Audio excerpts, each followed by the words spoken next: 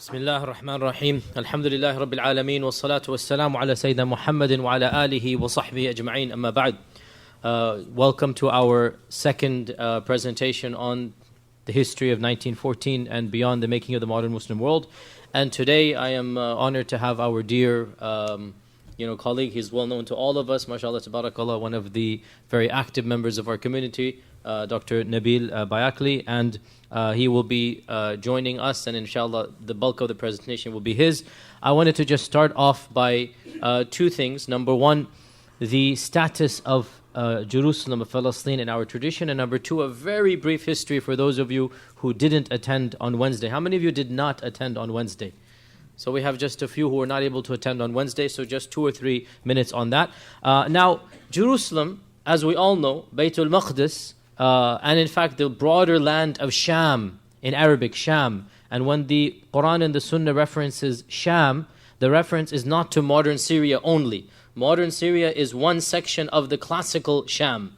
When the Prophet ﷺ mentioned Sham, Sham includes Jerusalem, Baytul Maqdis, what we now call Jordan, Palestine, the entire region of the Levant. This is called Sham in the classical tradition. And this region, which includes obviously Baytul Maqdis, and in fact it is the pinnacle of Sham. This region has been praised in the Quran and in the Sunnah. And Allah subhanahu wa ta'ala mentions regarding Baytul Maqdis in particular and Sham in general, Subhana alladhi asra bi'abdihi laylan min al-masjid al-harami ila al-masjid al-aqsa. All praises due to Allah. Exalted be Allah who took His servant from the Masjid al-Haram to the Masjid al-Aqsa, alladhi barakna hawlahu, whose surroundings we have blessed. So Allah references, if the surroundings of Aqsa are blessed, how about Aqsa itself? Think about this. If the surroundings of Aqsa, Allah says, I have blessed that, how do you think Masjid al-Aqsa itself? And it is mentioned in the ahadith that Masjid al-Aqsa was the second place of worship ever established on earth. The Prophet ﷺ said that between the building of the Kaaba and the building of Masjid al-Aqsa is 40 years. And therefore we believe that the second masjid on earth, the first masjid we believe Ibrahim built it, and that is the Kaaba. The second masjid was Masjid al-Aqsa, and that masjid became the focal point of one of Allah's chosen people, and that is the Israelites, the Bani Israel. For millennia, for many centuries, the Bani Israel considered Baytul Maqdis to be the primary Qibla, and Allah not just allowed this, Allah told them this was their primary Qibla. For them, the Baytul Maqdis was indeed their primary Qibla. And our Prophet ﷺ, in that famous hadith in Sahih Muslim, he said, Allahumma barik lana fi madinatina, وَبَارِكْ لَنَا فِي شَامِنَا. Oh Allah, bless us in our Medina and bless us in our Sham. And he repeated this 3 times. And it is amazing that when he said this hadith, Sham didn't belong to the Muslims. Yet he ascribed it to us. Oh Allah, bless us in our Medina. Okay, Medina is ours. Medina is the Prophet ﷺ's, it's ours. وَفِي شَامِنَا. And when he said this, Sham is Roman territory. When he said this Sham is under Roman dominion, yet he ascribed Sham to us. It is as if we are the rightful owners of this land. And it is our Sham. It is our Syria and Palestine and Baytul Maqdis and Jerusalem. All of this is ours. And he ascribed it to himself. And that is why he was always eager to take the first armies out of Arabia into Sham. In fact, even before the da'wah of Islam began, we learned from, we did this in our seerah class, that when the Prophet ﷺ was born, the people saw, and his mother in particular, saw a light coming from Sham. This is at his birth, that Sham is sending the light to Mecca, right? It is as if the light is emanating, waiting for the Prophet ﷺ to come to it. So even from his birth, Sham is sending out a light. It's a signal that this is the land of the Prophet ﷺ. And that is why our Prophet ﷺ, the only region that he was interested in outside of Arabia in his lifetime was Sham. And we talked about this in our seerah, the Battle of Mu'tah, the Battle of Tabuk. All of this is intended to get up there. And that is why in the very last week of his life, he sent once again Usama ibn Zayd, as we will study inshallah in our seerah, once again he sent him up north. Once again, the goal is to get to Syria. And that is why when he passed away, sallallahu alayhi wasallam, the one army that was leaving Medina was the army intended to get Baytul Maqdis. And that is why Abu Bakr said, I can't stop it. I can't get between the Prophet and Baytul Maqdis. And that is why the first land that was conquered in the reign of Abu Bakr as-Siddiq was indeed Baytul Maqdis. And as we know that Abu Bakr died and Umar became the Khalifa, and the people of Jerusalem, the siege was going on, the people of Jerusalem said, we will only hand over the city if the Khalifa himself comes. So one of the first acts, we can say the first act of Umar ibn al-Khattab was to travel to Jerusalem to take over the city of Jerusalem. And the city of Jerusalem, very, very briefly, and by the way, technically, we don't call it haram. It is not, some people say Thalithul Haramain. No, there's two harams in Islam, Mecca and Medina. Jerusalem is Ard Muqaddas. It's not haram. Haram is a fiqh term. Haram is a term that means there is certain things that are haram in it that are halal outside of it. Jerusalem is not haram. It is holy land. And in Islam, holy land is different than haram. Mecca and Medina and Jerusalem are three holy lands. And our Prophet ﷺ said that nobody should undertake a religious journey except to Mecca, Medina, and Jerusalem. And very briefly, the city of Jerusalem is one of the oldest inhabited areas in this world.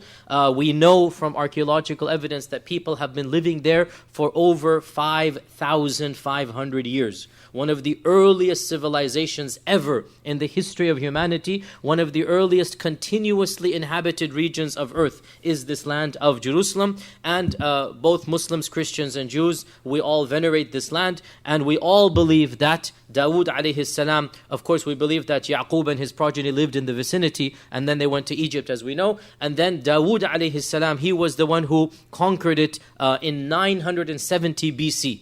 970 BC, Dawood conquered it, and his son Sulaiman built one of the most magnificent structures ever seen in the history of humanity. We believe because Allah allowed the jinn to help him. So the jinn basically did something that man had never seen. And so the Temple of Solomon was a wonder of the world, one of the magnificent wonders that the world had never seen. And how could it have seen it when its architects are the jinn? So the Temple of Sulaiman, we believe, and the Jews believe, and the Christians believe, it is one of the most magnificent structures ever built in the history of humanity. And it was the pinnacle of the Israelites when they had the Temple of Solomon. But Allah subhanahu wa ta'ala willed that they would only last in this glory when they were faithful to Him. So when the Bani Israel were not faithful to their Lord, Allah subhanahu wa ta'ala allowed other people to overtake Jerusalem. And again, very briefly, in 722 BCE, for the first time, Jerusalem was taken away from the Bani Israel by the Assyrians and then the Babylonians. And then the Babylonians would expel the Jews. This is called the Babylonian expulsion. That was the first time the Jews had to spread the diaspora. They were spread all over the world. Eventually the Persians conquered it, and one of their kings, King Cyrus, in around 516 BCE, so we're still talking about 3,000 years ago, 2,700 years ago, King Cyrus allowed them to rebuild the temple, and this is called the Second Temple. Now this was built by them, not by the jinn. Nonetheless, it was a magnificent structure. It was the Second Temple, and eventually the Romans conquered it from the Persians, and during the time of Jesus Christ, Isa, as we all know, the Romans were the ones in charge of Jerusalem. Shortly after Isa's ascent, 70 CE, so now we're changing from BC to CE. 70 CE, the Jews revolted against the Romans. This is called the famous Jewish revolt, and the Romans backlashed, and they almost massacred, they expelled the Jews again, and they destroyed the temple, and they crushed the Jewish revolt, and they put some very harsh penalties on public Jewish worship and Jewish living in the city. And up until the coming of the Muslims, Jews had a hard time in Jerusalem for 500 years. To be publicly Jewish and to have a synagogue and to practice Judaism, there were strict measures placed upon them. And it was only with the coming of Islam that the Jews could finally worship freely in their holy city. And the Christians, to show their attitude towards the Jews, had converted the land that was the Holy Temple, they had converted it into a dump, into a trash can, into a public, pit of, filth and najas and all that. They had done this to show the Yahud what they think of them. When Umar ibn al-Khattab conquered the city in 634 CE, this is a date we should all memorize, 634 of the Christian era, he was the one, the Muslims cleansed the Muslims purified the land. And nearby in the vicinity, not on it, contrary to popular opinion, nearby they built what we now call basically the Dome of the Rock, right? In the same rough vicinity, they built the Dome of the Rock. And the Dome of the Rock, the Umayyads built it, and it is one of the magnificent architectural structures that has remained in the Ummah for the last 14 centuries. It's one of the earliest masjids built in Islam, and it is still, the actual structure is the same structure. The dome and the inscriptions date from the time of the Umayyads. It remained in Muslim lands, from Muslim hands, from 634 CE up until 1099 CE. This is a date that, again, we need to memorize. 1099. What happened in 1099? The Crusades. Out of nowhere, a bunch of Frenchmen and Germans and Englishmen, unprovoked, without any reason, they launched a series of campaigns beginning in Europe and working all the way to Jerusalem, and they conquered Jerusalem from Muslim hands, and a very evil, infamous massacre ensued of every single man, woman, child in the city. Every single Muslim in the city was slaughtered by the sword. Not by some chemical weapon, not by a bomb, by the sword. That's one by one, you kill them. And it is estimated that at least 500,000, maybe even more than this, died by the sword, until the cities of Jerusalem, until the streets of Jerusalem, by the testimony of the Franks themselves, were knee-deep or ankle-deep in blood. Muslim blood. The whole city is now basically flooded with Muslim blood. And the Frank general is very famous letter he wrote, pleasing the Pope, that you will be pleased to know that we have slaughtered so many of these heathens that the city is now flowing in blood. So Allah subhanahu wa ta'ala tested us in this regard, that we were not faithful to our religion, so Jerusalem was taken away from us. And it took us 87, 88 years. It took us 2 generations. 88 years is not a small period of time. 2 full generations. When Allah subhanahu wa ta'ala blessed that Kurdish general, Salah ad-Din al-Ayyubi, to come forth and reconquer it back and give it back to its rightful owners. And that took place in 1187. So 1099 to 1187. These are the 2 dates that need to be borne in mind. 1099, the Crusaders took it. 1187, Salah ad-Din reconquered it.